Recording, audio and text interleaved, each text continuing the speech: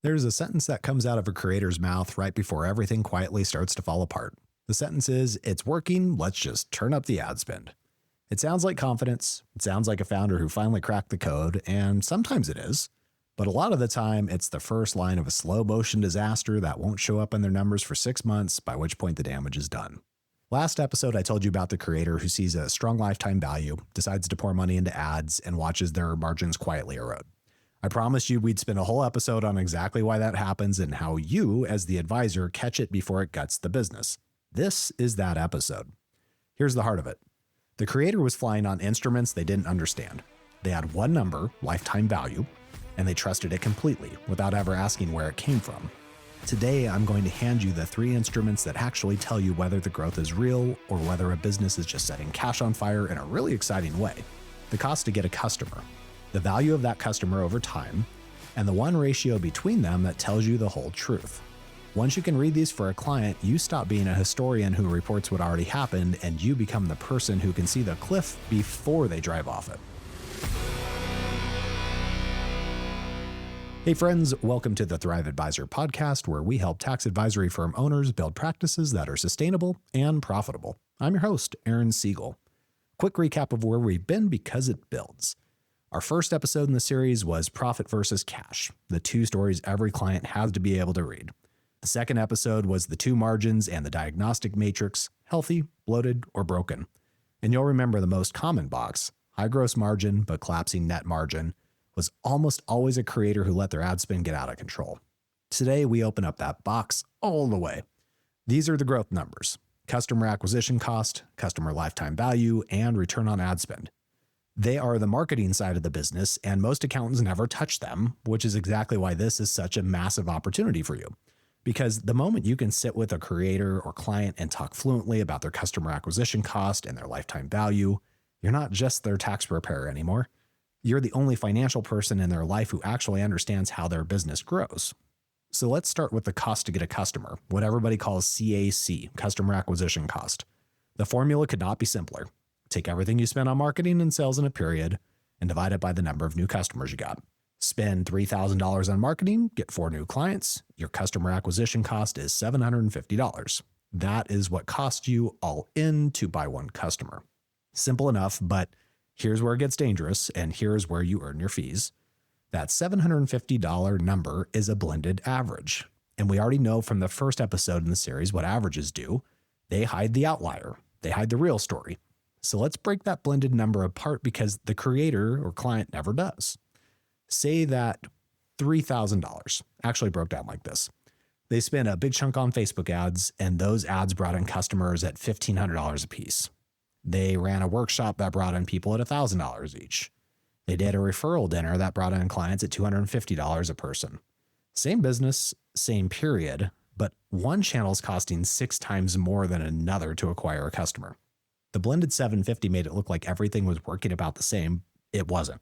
The referral channel is a machine, and the Facebook channel might be quietly bleeding them dry. This is the single most important habit you can build into a client. Never look at the blended CAC.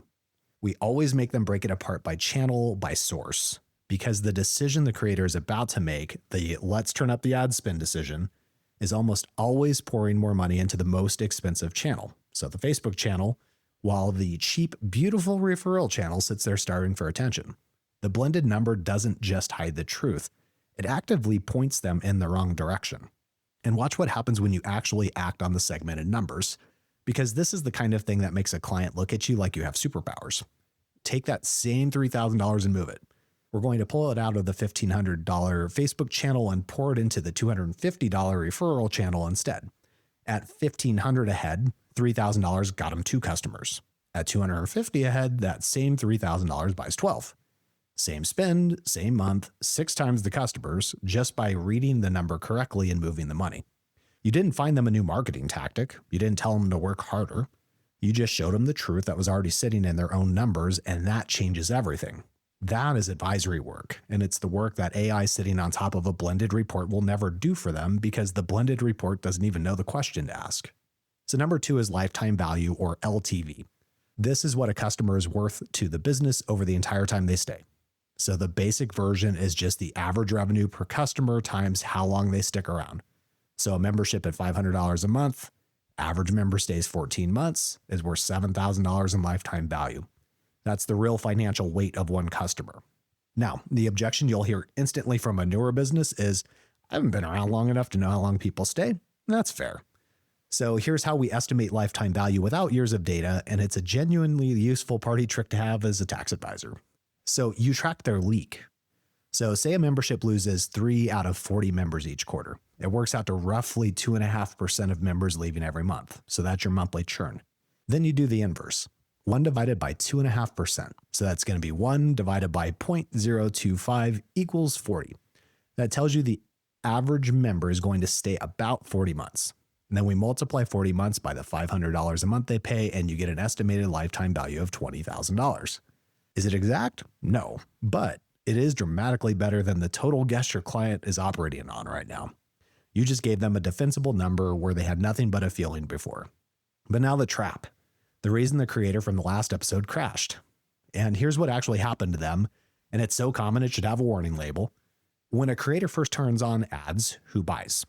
The people who were already going to buy, their warm audience. So it's the email list, the longtime followers, the people who have trusted them for years and were just waiting for the excuse. Those people convert easily. They spend more and they stick around forever.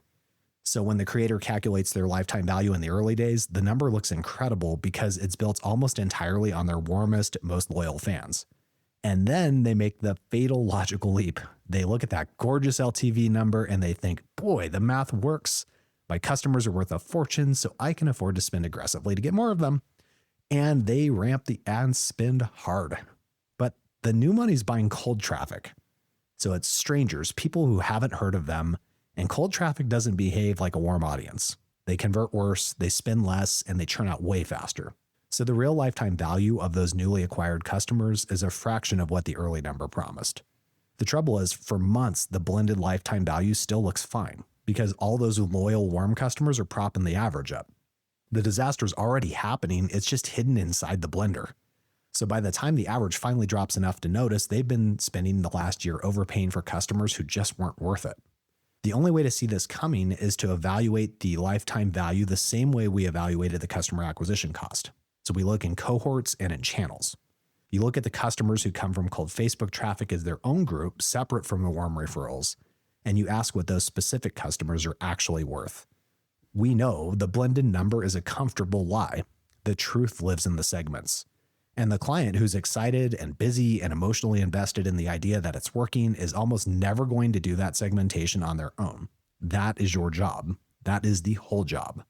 Now, let me get practical because the obvious question is, how do I actually pull this apart when the client's data is a mess? And you don't need a fancy attribution platform. You need to be able to answer 2 questions for a group of customers who came in around the same time from the same place. What did it cost to get this group, and what has the group spent since? Most of the time, you can reconstruct that from what we already have. So the ad platform will tell you what was spent and roughly how many people came in. The payment processor or the membership platform will tell you what those people have paid since. Even tagging customers by the month they joined and the channel they came from, something a halfway decent CRM is going to do automatically, is enough to start seeing the cohorts diverge. The point is not precision to the penny. That can be hard for us sometimes. The point is to stop looking at one blended blob and start looking at groups, because the moment you separate the warm January referrals from the cold March Facebook buyers, the story tells itself. And if the client genuinely can't reconstruct any of it, that's its own finding. It means step 1 is setting up the tracking. And that is a real billable piece of advisory work that pays for itself the first time it catches a bad channel. So you've got the cost to acquire a customer, and you've got what the customer is worth. Now we put them together because the relationship between those 2 numbers is the single most important number in the entire growth engine. It's the ratio of the lifetime value of a customer to the customer acquisition cost. So you hear it called LTV to CAC. Go back to our numbers. So a lifetime value of $7,000 against a customer acquisition cost of $750. So 7,000 divided by 750 is about 9.3. So for every dollar they spend to get a customer, they're getting about $9.30 back over the customer's lifetime. So 9.3 to 1. Here's how you read that ratio. And this is a cheat sheet worth giving to every client. If the ratio is below 3 to 1, They're spending too much to acquire a customer relative to what the customer is worth. So that growth isn't sustainable and something has to change. So either the cost to acquire needs to come down or the value per customer needs to go up. If the ratio is somewhere between 3-to-1 and 10-to-1, that's your sweet spot. So the model's working, they can confidently invest in growth. And here's the one that surprises people. If the ratio is way above 10-to-1, it's not really a gold star. It could mean that they're underinvesting, they're being too timid, or they're just leaving enormous growth on the table because they're too scared to go spend money. Sometimes the advice to a client sitting at 15-to-1 is you have room to be more aggressive, go get customers while the getting is good. And of course, you already know the catch because we've hit it twice now. You have to run this ratio by channel and by cohort, not blended. The referral channel might be sitting at a beautiful 20-to-1, while the Facebook channel is underwater at 2-to-1. The blended 9.3 told you nothing actionable. The segmented numbers tell you exactly where to put the next dollar and exactly where to stop the bleeding.